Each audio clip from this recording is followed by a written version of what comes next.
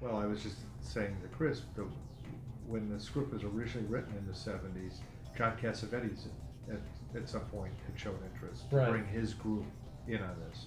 That was like Ben goes. It just never happened, but that's the kind of movies that were made then. Mm-hmm. You know, and they weren't.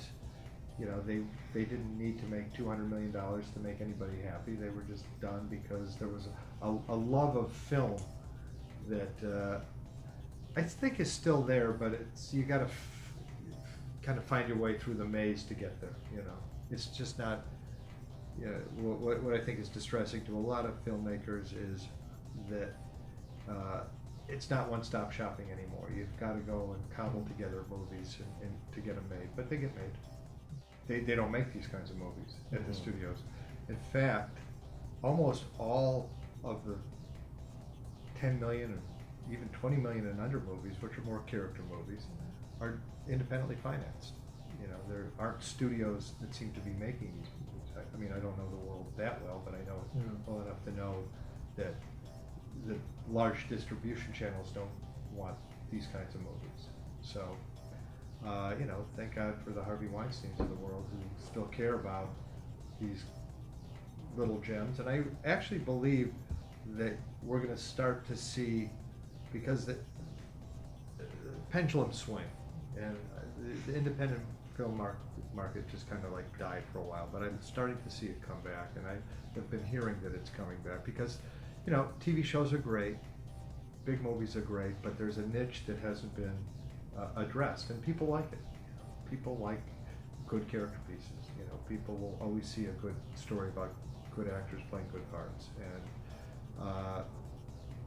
you know, TV has swooped up a lot of it because there's lots of wonderful actors and lots of wonderful writers and lots of wonderful drama on TV. Well, because like I said, I don't really want to go back into the trenches of television, and there are some.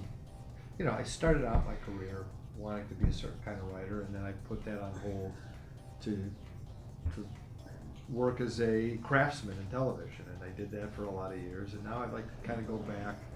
I have another project that hopefully will follow up small time. That is, again, it's another personal story, different in tone, kind of more in the Kramer versus Kramer, ordinary people tone. Is there a role in it for me? Yeah. Didn't sound very convincing. Can you sell Burger Kings? The Burger King salesman. Yeah. I think I'd like to do this again. This was a great experience. I like the indie movie world. I'd like to have the ability to make a movie like Small Time every couple of years. My daughter actually was a music supervisor. She's in NYU Film School, and she's got really sophisticated taste. So she came to me with what she thought the movie should sound like, and 3 or 4 of those songs that she first identified are actually in the movie. And so once, you know, the problem with soundtrack, I think there's like 17, 18 songs in the movie, is the cost. Again, when you're doing these movies, you don't have a lot of money, and so we had to use a lot of stuff in temp that we couldn't use. So it's now finding something. Every one of those songs in there are authentic songs. They're not, you know, covers or anything like that. So it's hard. You really have to scour through it to find those songs that sound good and capture that era.